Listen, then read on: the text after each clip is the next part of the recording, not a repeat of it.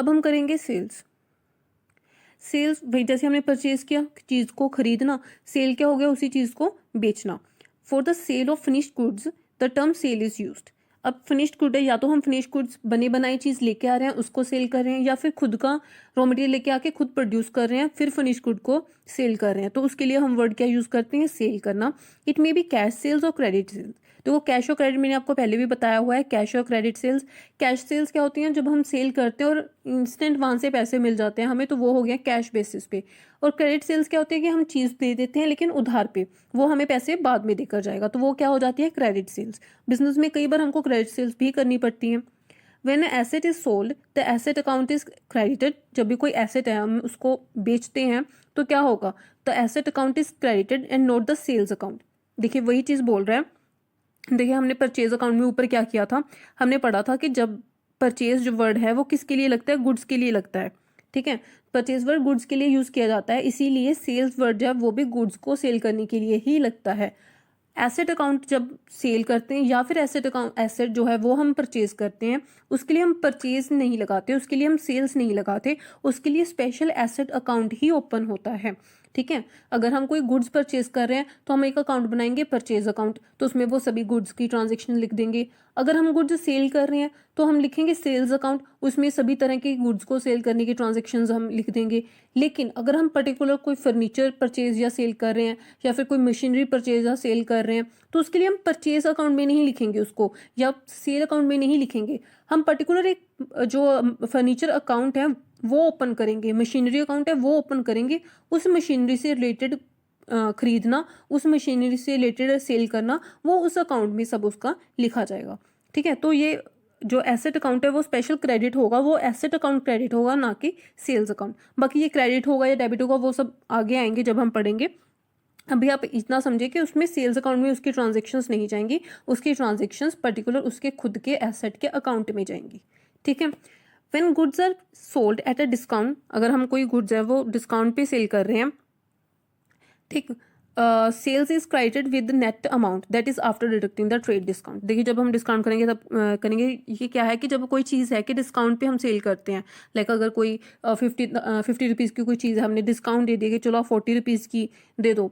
ठीक है, हमने गुड्स थी हमारे पास 50 की, हमने 40 की सेल कर दी उसको, तो क्या हुआ, sale is credited with net amount. तो सेल हम ये नहीं कहेंगे कि 50 रुपीज़ की सेल कर दी हमने, नहीं, हम फिर नेट अमाउंट के साथ दिखाएंगे। नेट अमाउंट मीन्स वो डिस्काउंट लेस करने के बाद हम उसको शो करेंगे, हम कहेंगे कि 40 रुपीज़ की सेल हुई, क्योंकि हमारे पास आया तो 40 रुपीज़ ही ना, चाहे गुड्स हमारे पास 50 रुपीज़ की चली गई, तो हमारे पास पैसे कितने आए, सेल कितने की हुई, सेल करने के बाद हमारे पास पैसा हाथ में कितना आया, 40 रुपीज़, तो हम वो 40 रुपीज़ दिखाएंगे।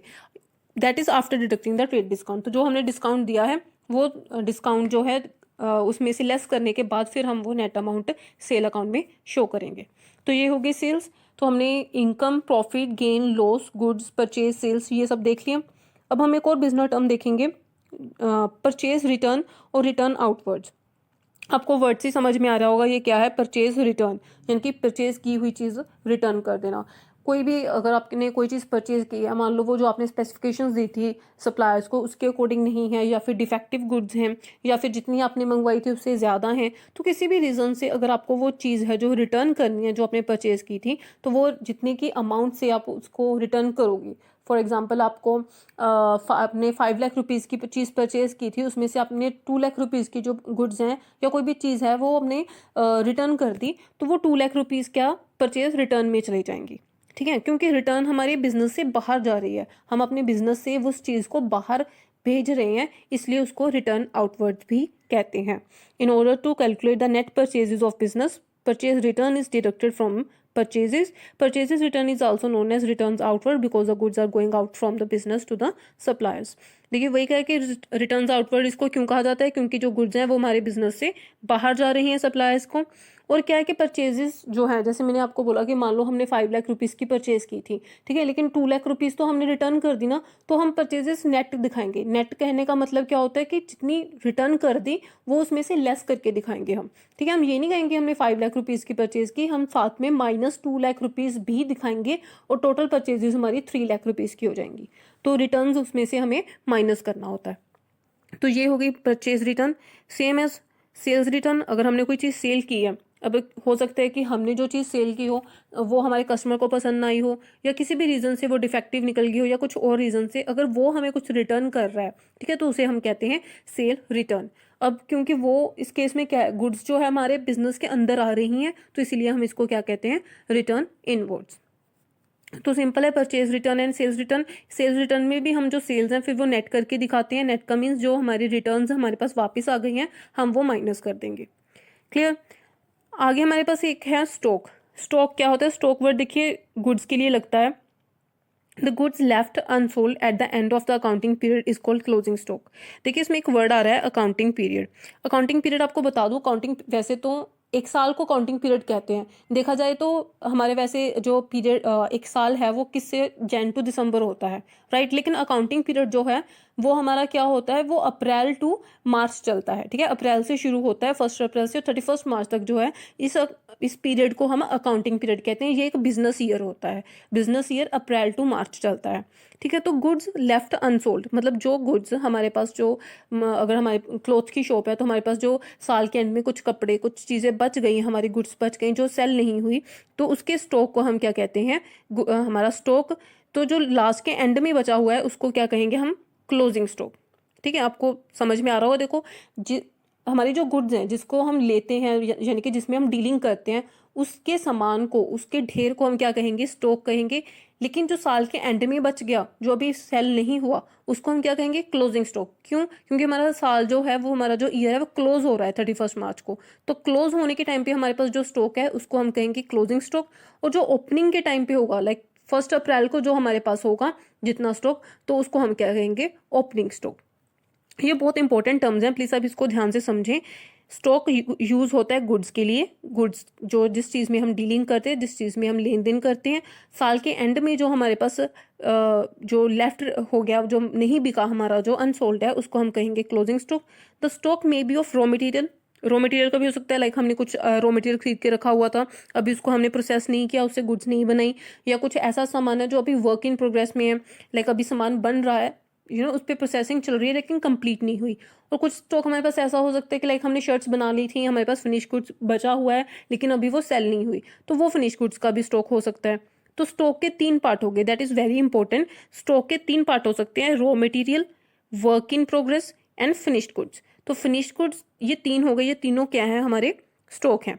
Closing stock of one accounting period will become the opening of the next accounting period. बिल्कुल जैसे मैंने आपको पहले बताया कि क्लोजिंग स्टॉक हो गया हमारा 31 मार्च को, और ओपनिंग स्टॉक क्या हो गया, यानी कि जो ईयर स्टार्ट हो रहा है हमारा 1 अप्रैल को, नेक्स्ट ईयर जब हमारा स्टार्ट होगा तो उसके दिन पे हमारे पास जो स्टॉक होगा उसको क्या कहेंगे हम, ओपनिंग स्टॉक। अब जो 31 को लास्ट पे हमारे पास स्टॉक बचा हुआ था, तो नेक्स्ट ईयर में जब हम शुरू करेंगे वही हमारा क्या बन जाएगा, ओपनिंग स्टॉक, ठीक है। ओपनिंग स्टॉक भी फिर वही हो गया कि 3 तरह का होता है, रॉ मटेरियल भी है, वर्किंग प्रोग्रेस भी है और फिनिश गुड्स भी है, क्योंकि क्लोजिंग स्टॉक ही तो नेक्स्ट ईयर में हमारा ओपनिंग स्टॉक बनने वाला है, ठीक है। तो आपको समझ में आया, स्टॉक गुड्स के लिए यूज किया जाता है। क्लोजिंग स्टॉक और ओपनिंग स्टॉक होते हैं 2, और 3 तरह के हो सकते हैं, रॉ मटेरियल भी हो सकता है, वर्क इन प्रोग्रेस भी हो सकता है और फिनिश गुड्स भी हो सकता है। चलिए अगर हम नेक्स्ट बिजनेस टर्म करते हैं, that is debtor and creditors. देखो ये तो मैं आपको पहले भी बहुत बार बता चुकी हूँ, डेटर्स और क्रेडिटर्स क्या होते हैं। डेटर्स वो लोग होते हैं जिनको हम उधार पे चीजें देते हैं, तो वो लोग हमारे लिए क्या बन जाते हैं, डेटर्स। और क्रेडिटर्स वो लोग होते हैं जो उधार पे चीजें देते हैं, ठीक है। डेटर्स वो जो लेते हैं, क्रेडिटर्स वो जो देते हैं। आप एक बार पढ़ लो इसमें क्या लिखा है, the person from whom amounts are due for goods sold और services rendered in respect of contractual obligations is called debtor. मतलब जिन लोगों को हमने गुड्स दे रखी हो या सर्विसेज दे रखी हो, तो उनको क्या कहते हैं, उनसे हमारा जो पैसा आने वाला है वो अभी ड्यू हो, दैट मीन्स अभी नहीं आया हो, तो हम उसको क्या कहते हैं, डेटर्स हैं। तो ये हमारे एसेट्स हो जाते हैं एक तरह से, क्योंकि इनसे हमें पैसा इन फ्यूचर आने वाला है। The debtors are collectively called sundry debtors. और total debtors, total amount due from sundry debtors is called book debts. तो ये थोड़ी सी इंपॉर्टेंट टर्म्स है, आप समझ लीजिए, ठीक है। फॉर एग्जांपल मैंने राम को कुछ सेंड किया, कुछ सामान में कुछ गुड्स, मैंने कपड़े, समझ लीजिए हमारी क्लोथ की शॉप है, तो हम उसको क्या कर रहे हैं, उनको कुछ कपड़े राम को सेंड कर रहे हैं कि कोई बात नहीं, तुम ले लो, सेल कर दिया हमने, तुम पैसे 3 मंथ्स के बाद दे देना, ठीक है। ऐसे ही हमने एक जो है वो कुछ श्याम नाम का लड़का था, उसको भी हमने सेल कर दी, उससे भी अभी हमारे पैसे आने बाकी हैं। फिर एक और था कस्टमर हमारा, उसको भी हमने ऐसी सेल कर दी।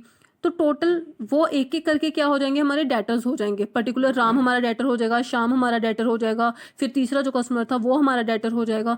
लेकिन कुल मिला के हमारे जो टोटल डेटर्स है वो कितने हो जाएंगे, सन्ड्री डेटर्स। मतलब तीनों को अगर मैं कह दूं कि मेरा टोटल कितना पैसा, कितने डेटर्स हैं, मेरे 3 डेटर्स हैं, तो वो तीनों को इकट्ठा मिला के मैं क्या कह दूंगी, सन्ड्री डेटर्स। और उनसे टोटल जो अमाउंट मेरी आने वाली है, मान लो एक पास 5000 थी, एक के पास 3000 थी और एक के पास 2000 थी, तो टोटल मेरे पास जो मेरे पैसे आने वाले हैं वो कितने हो गए, 10,000 रुपीज़। तो 10,000 रुपीज़ को मैं क्या कहूँगी, बुक डेट्स। तो वो क्या बन जाएंगे, मेरे बुक डेट्स। तो बुक डेट्स वो होते हैं जो टोटल डेटर्स से जितना हमारे पास पैसा आने वाला है उसको हम क्या कहते हैं, बुक डेट्स। ये बहुत इंपॉर्टेंट टर्म है, प्लीज आप इसको याद रखना। चलिए अब हमने देख लिया सन्ड्री डेटर्स क्या होते हैं, बुक डेट्स क्या होते हैं। अब हम करेंगे क्रेडिटर्स। क्रेडिटर्स वही जो पैसे देते हैं उधार पर। The person to whom amount is owed by the enterprise on amount of goods purchase और सर्विस रेंडर्ड और in respect of contractual obligation is called debtors. Like अगर हमारा बिजनेस है, हम किसी से उधार से कुछ चीज़ें लेकर आए हैं, या किसी ने हमें सर्विसेज दी हैं, या किसी की गुड्स को हमने यूज़ किया है लेकिन अभी हमने उसके लिए पे नहीं किया है, तो वो लोग हमारे क्या बन जाएंगे, creditors. The creditors are collectively called sundry creditors. जैसे वो सन्ड्री डेटर्स थे वैसे ये सन्ड्री क्रेडिटर्स हो जाएंगे। लाइक हम रॉ मटेरियल किसी एक से तो परचेज नहीं करते हैं, हम डिफरेंट सप्लायर से कुछ ना कुछ परचेज करते हैं। जो भी परचेज हमने क्रेडिट बेसिस पे किया होगा तो वो सभी लोग हमारे क्या बन जाएंगे, क्रेडिटर्स। तो उन सबको मिलाकर हम क्या कह देंगे, सन्ड्री क्रेडिटर्स। क्योंकि एक एक का अकाउंट रखना मुश्किल हो जाता है, बिजनेस में बहुत सारे लोग होते हैं, बहुत सारे लोगों से बहुत सारी ट्रांजेक्शन्स होती हैं, तो हम क्या करते हैं, एक अकाउंट बना लेते हैं सन्ड्री डेटर्स का और एक अकाउंट बना लेते हैं सन्ड्री क्रेडिटर्स का। तो उनमें जितने भी लोग हमारे डेटर्स होते हैं वो सब उसमें इंक्लूड कर दिए जाते हैं। इसी तरह क्रेडिटर्स जितने भी लोगों से हमने उधार पर चीज़ें ली होती हैं तो सभी उसमें इंक्लूड करके एक ओवरऑल अकाउंट बना दिया जाता है सन्ड्री क्रेडिटर्स या टोटल क्रेडिटर्स। ठीक है, या इनको ट्रेड क्रेडिटर्स भी कहा जाता है। तो ये रही तीनों term, sundry creditors, trade creditors और टोटल क्रेडिटर्स। ठीक है, तो ये हो गए क्रेडिटर्स। तो यही थी ये terms, sales, purchase return, sale return, stock, debtors और क्रेडिटर्स। आगे हम और बिजनेस टर्म्स देखेंगे।